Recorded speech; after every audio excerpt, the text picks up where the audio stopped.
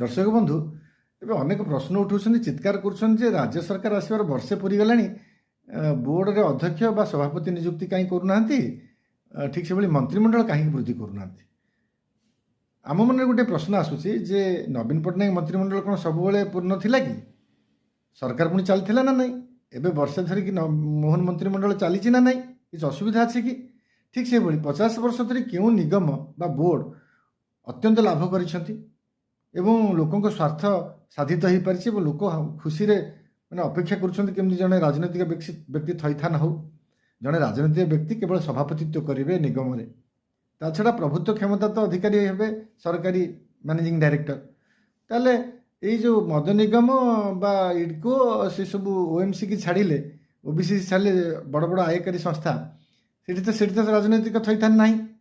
ତାହେଲେ ଏମାନେ ହୋଇନାହାନ୍ତି ବା ମୋହନ ସରକାର ଏକଥା କରିନାହାନ୍ତି। ସେଭଳି ସମବାୟ ସଂସ୍ଥାରେ ଗୋଟେ ଆଇନଗତ ପ୍ରକ୍ରିୟା ରହିଛି, ନିର୍ବାଚିତ ପ୍ରତିନିଧିମାନେ ଅଛନ୍ତି, ତାକୁ ଭାଙ୍ଗିଲେ ଲମ୍ବା ପ୍ରକ୍ରିୟା ଦରକାର ଏବଂ ରାଜନୈତିକ ତୃତୀୟ ଆରମ୍ଭ ହୋଇଯିବ। ସର୍ବୋପରି ଏଥିରେ ଲୋକଙ୍କ ସ୍ୱାର୍ଥ କ'ଣ ହେବ? କୋଟି କୋଟି ଟଙ୍କା ଲୋକଙ୍କ ଟିକସ ଖର୍ଚ୍ଚ ହେବ, ଏଥିରେ ଆପଣମାନେ ଖୁସି କି? ଆପଣମାନେ ଚିନ୍ତା କରନ୍ତୁ।